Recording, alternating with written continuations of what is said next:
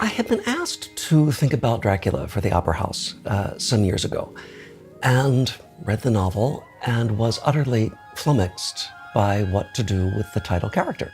And I thought, maybe this is actually not about the vampire.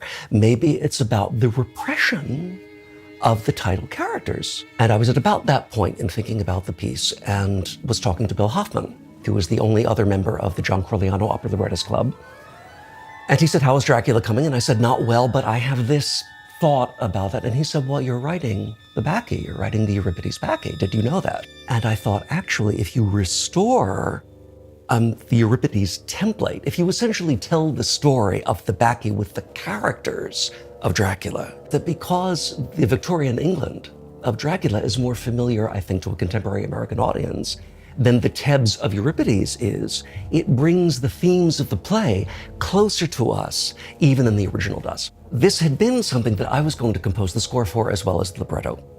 And I remember the day before I was submitting it to the company I was talking to, saying to John, I really think I'm onto something here dramatically, but musically I'm going to have to do somersaults not to do a fake Corigliano score, because this has got you all over it. Everything you do well is what this piece needs.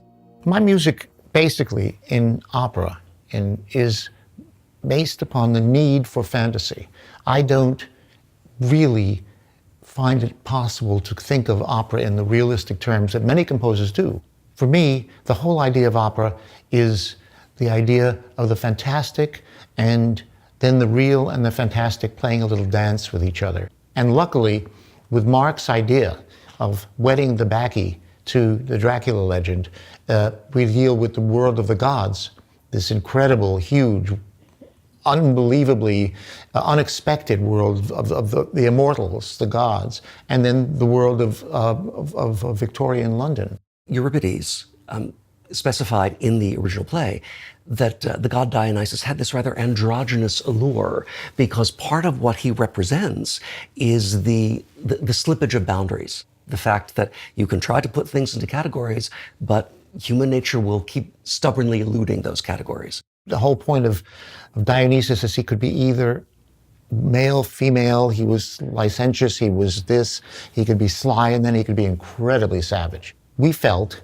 that Dracula needed to have an androgynous, unearthly sound. And of course, to me, that was the countertenor.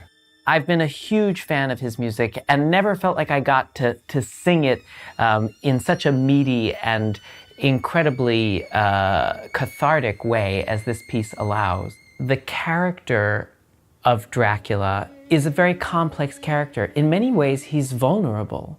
In many ways, he's inhuman. And in other ways, of course, he's incredibly violent and has these moments of rage. And as a countertenor, the otherworldliness is kind of built in. But what you can't take for granted is that fearsome quality. Until you sit in an audience and you feel the people reacting to your opera, you really never know what the thrill is of writing for opera. I very much look forward to being able to sit in Santa Fe and hear it with the audience. John is one of the great living composers, and to be able to be a part of this premiere at one of America's greatest opera companies is something that's truly thrilling.